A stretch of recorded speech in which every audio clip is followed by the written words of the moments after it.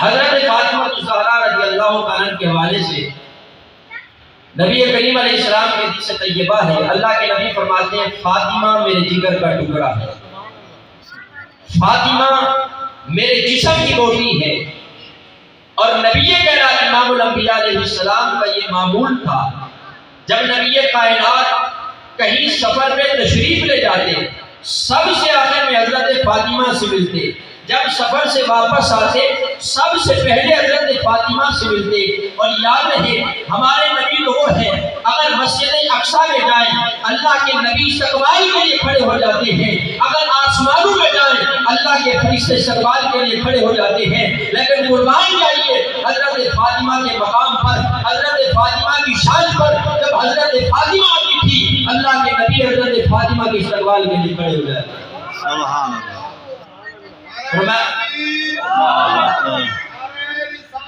یا رسول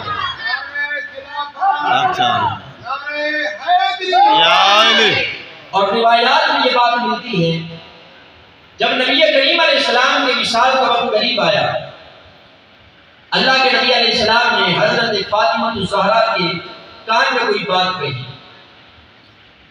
حضرت فاطمہ الزہرا وہ بات سن کر رونے لگی، پھر تھوڑی دیر کے بعد مسکرانے لگی۔ حضرت عائشہ صدیقہ رضی اللہ تعالی عنہا نے پوچھا اے فاطمہ وجہ کیا ہے؟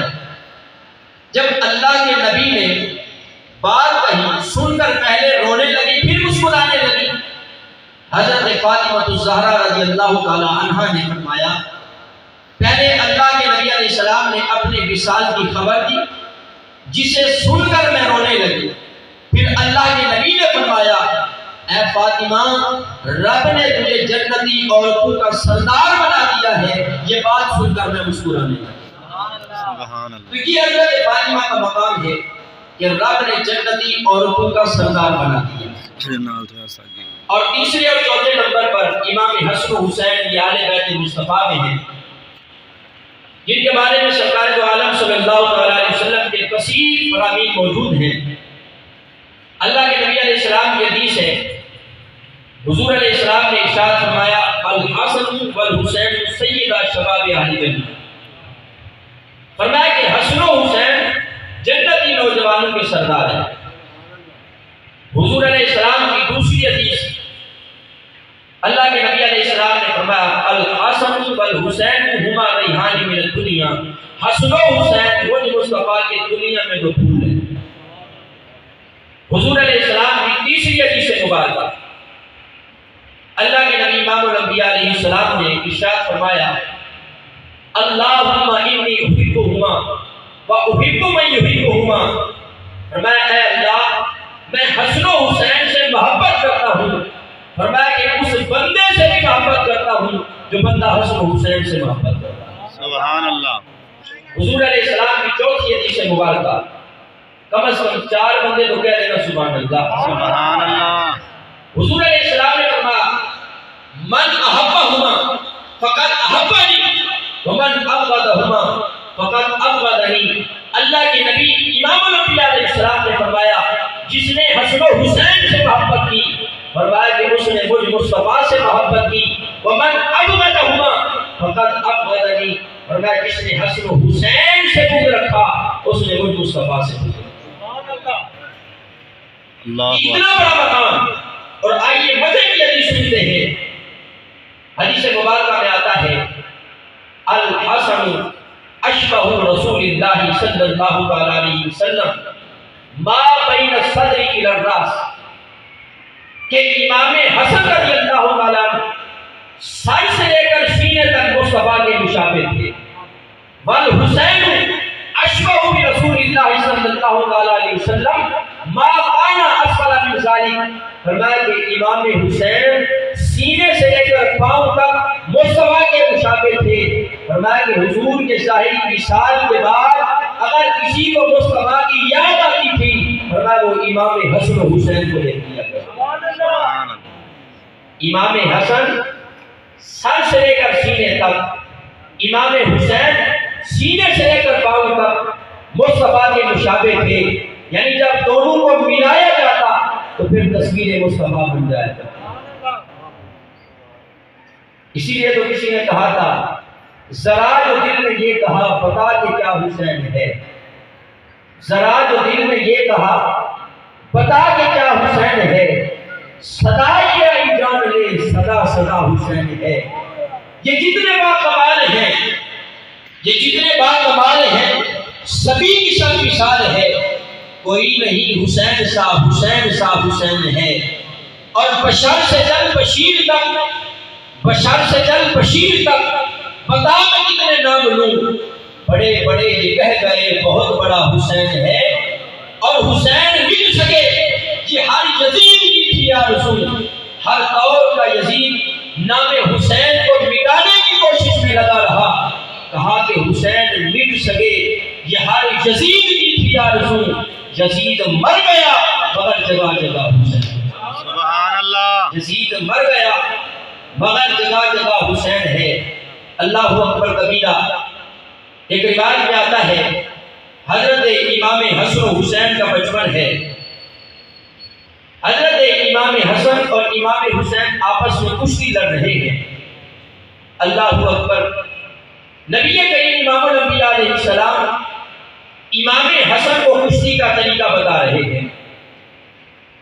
کبھی کہتے ہیں حسن حسین کو بازو سے پکڑ، کبھی کہتے ہیں حسن حسین کو ٹانگوں سے پکڑ۔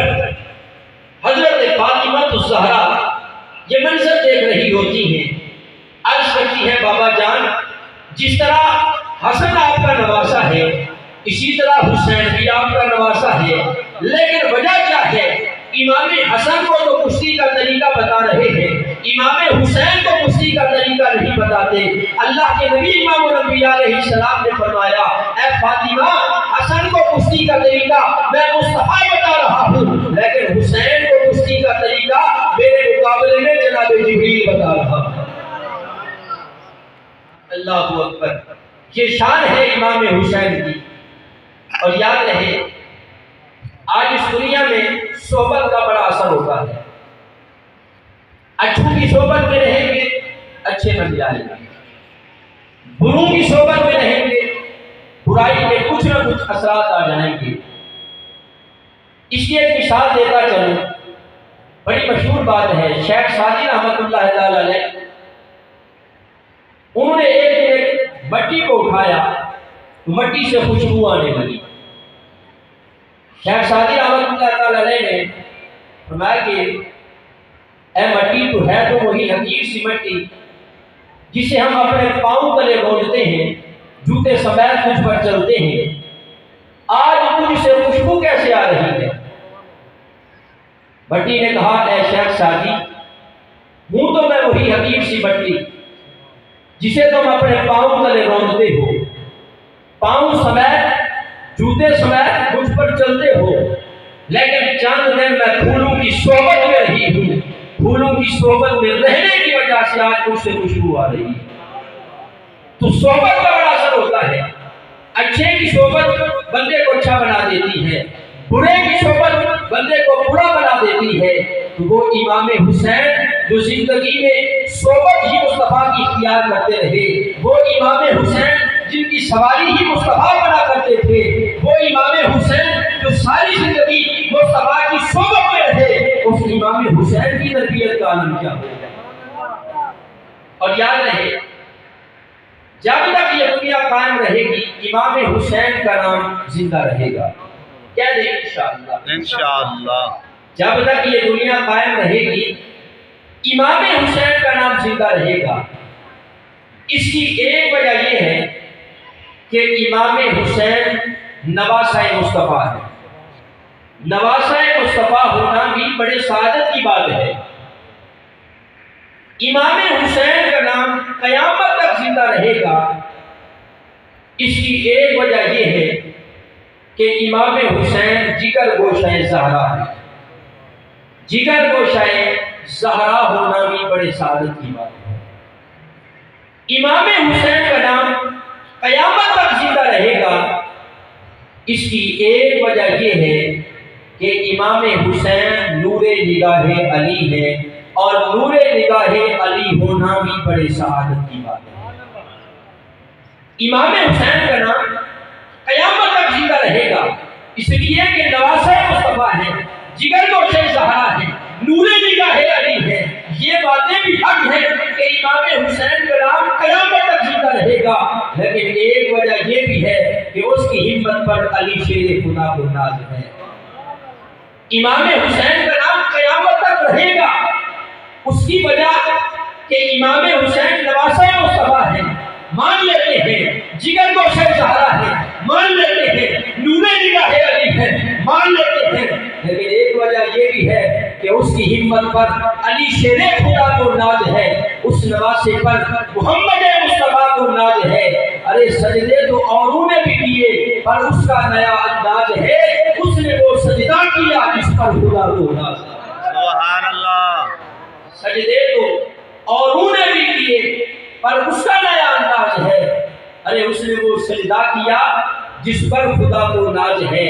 کیونکہ حسین جاتے نہ کربلا میں تو ہم بے حق یوں عیا نہ ہوتا، حسین جاتے نہ کربلا میں تو ہم بے یوں حق عیا نہ ہوتا، نہ ہوتی ممبر کی زیب و زینت یہ وارثوں کا بیان نہ ہوتا، نہ ہوتا ہاتھوں میں مومنوں کے یہ سنت مصطفیٰ کا دامن، نہ یوں شریعت کے ڈنکے بجتے حسین اگر پاسبان ہوتا، نہ یوں شریعت کے ڈنکے بجتے حسین اگر پاسبان ہوتا۔ اور یاد رہے نبی کریم امام الانبیاء علیہ السلام کی حدیث مبارکہ حضرت امام حسین رضی اللہ تعالیٰ کے حوالے سے کہ یہ میرا بیٹا دین کو بچائے گا۔ اللہ کے نبی علیہ السلام قیامت تو آ سکتی ہے، سورج مخالف سمت سے طلوع ہو سکتا ہے، لیکن اللہ کے نبی کا فرمان کبھی جھوٹا نہیں ہو سکتا۔ علامہ اقبال سے ایک فلسفی نے پوچھا، حضور آپ جو اللہ کو ایک مانتے ہیں اس کی کیا وجہ ہے؟ اللہ کو اس لیے ایک مانتے ہیں کہ آپ کے والدین اللہ کو ایک مانتے ہیں، یا اس لیے مانتے ہیں کہ ماحول اور معاشرے سے متاثر ہو گئے؟ یعنی آج دنیا کا یہ قانون ہے، مسلمان کے گھر پیدا ہونے والا مسلمان بن گیا، کافر کے گھر پیدا ہونے والا کافر بن گیا۔ پھر اگر کافر کو اسلام کا ماحول پسند آ گیا، وہ دین اسلام قبول کر لیتا ہے۔ تو حضرت علامہ اقبال سے کسی فلسفی نے پوچھا، حضور آپ تو اللہ کو ایک مانتے ہیں، اس کی کیا وجہ ہے؟ اس لیے ایک مانتے ہیں کہ آپ کے والدین اللہ کو ایک مانتے تھے، یا اس لیے ایک مانتے ہیں کہ ماحول اور معاشرے سے متاثر ہوئے؟ علامہ اقبال نے کہا میں خدا کو ایک مانتا ہوں، اس کی وجہ یہ بھی نہیں کہ میرے والدین خدا کو ایک مانتے ہیں، اس کی وجہ یہ بھی نہیں کہ ماحول اور معاشرے سے متاثر ہو چکا ہوں، بلکہ اس کی وجہ یہ ہے کہ یہ عقیدہ ہمیں ایک ایسی ہستی نے عطا فرمایا ہے جس ہستی کے دشمن بھی اسے صادق الامین کہا ہے۔ لا الہ الا اللہ والا عقیدہ، خدا کی توحید کا عقیدہ، خدا کی وحدانیت کا عقیدہ، یہ ہمیں ایک ایسی ہستی نے عطا فرمایا جس ہستی کے دشمن بھی اسے صادق الامین کہا کرتے ہیں۔ تو حضور علیہ السلام کا فرمان قیامت کو آ سکتی ہے۔ اسی سے ایک بات یاد آ گئی، حضرت مولا علی اللہ کے نبی علیہ السلام جب ہجرت فرمانے لگے تو نبی کریم علیہ السلام نے مولا علی کو فرمایا، اے علی میرے بستر پہ آرام فرما، کل یہ امانتیں دے کے آ جانا یا کچھ دنوں تک آ جانا۔ اب نبی چلے گئے، علی نبی کے بستر پر سو گئے۔ کافر سمجھ رہے تھے کہ نبی سو رہا ہے، در حقیقت وہ علی سو رہے تھے۔ اچھا، حضرت علی المرتضیٰ بے خوف و خطر نبی کے بستر پر سو گئے۔ بظاہر تو وہ کانٹوں کا بستر تھا، حقیقت میں پھولوں کی سیج تھی۔ جب حضرت علی سے پوچھا گیا، حضور آپ کو پتا تھا کہ کافر تو آج معاذ اللہ حضور کو قتل کرنے کے ارادے سے تھے، پھر آپ نبی کے بستر پر سو کیسے گئے؟ حضرت علی فرمانے لگے، مجھے اللہ کے نبی نے فرمایا علی میرے بستر پہ سو جاؤ، امانتیں لٹا کے آ جانا۔ اب جب مصطفیٰ نے فرما دیا کہ آ جانا، اب قیامت تو آ سکتی ہے لیکن مصطفیٰ کا فرمان جھوٹا نہیں ہو سکتا۔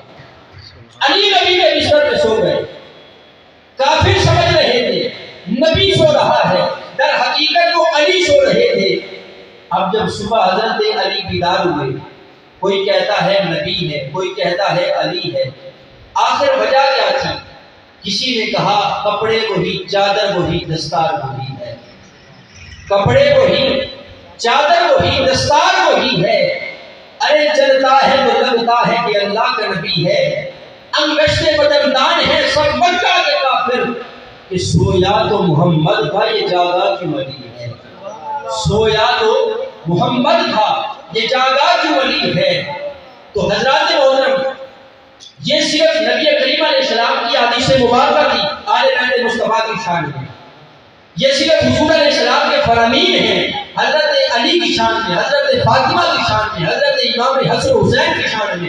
اگر واقعات کی طرف جائیں، اگر تفسیر کی طرف جائیں، علامات کی طرف جائیں، وقت کے دامن میں گنجائش نہیں، بلکہ حضرت ابو ہریرہ رضی اللہ تعالیٰ عنہ فرماتے ہیں کہ اگر حضرت علی کی شان میں جو مصطفیٰ کی حدیث ہے صرف انہی کو بیان کیا جائے تو فرمایا یہ دن رات کو ختم ہو سکتے ہیں، لیکن حضور کے فرامین حضرت مولا علی کی شان میں ختم نہیں۔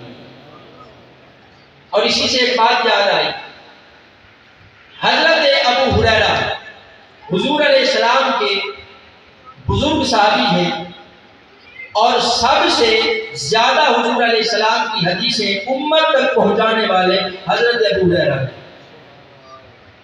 حضرت ابو ہریرہ رضی اللہ عنہ کی ملاقات ہوئی امام حسین سے۔ ملاقات کے بعد امام حسین رضی اللہ عنہ پر تھکاوٹ کے آثار تھے۔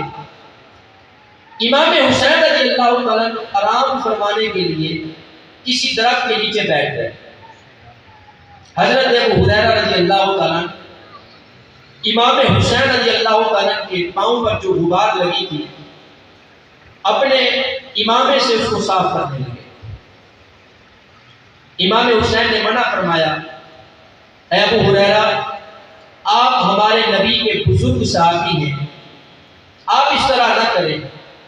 تو اس وقت حضرت ابو ہریرہ رضی اللہ عنہ نے ایک جملہ ارشاد فرمایا، وہ قابل توجہ ہے۔ حضرت ابو ہریرہ نے فرمایا، اے امام حسین اگر دنیا کے لوگ آپ کی صحیح طریقے سے قدر و منزلت کو پہچان لیں تو آپ یوں اونٹ پر سواری نہ کرتے، لوگوں کی گردنوں پر سواری کیے گا۔ فرمایا کہ لوگ اگر آپ کی شان کو پہچان لیتے، فرمایا یوں سواری نہ کرتے۔ تو محرم الحرام کا مہینہ جاری ہے، آل بیت نے بالخصوص امام حسین نے جو قربانی دی اس کا مقصد کیا تھا؟ دین مصطفیٰ کو بچانا۔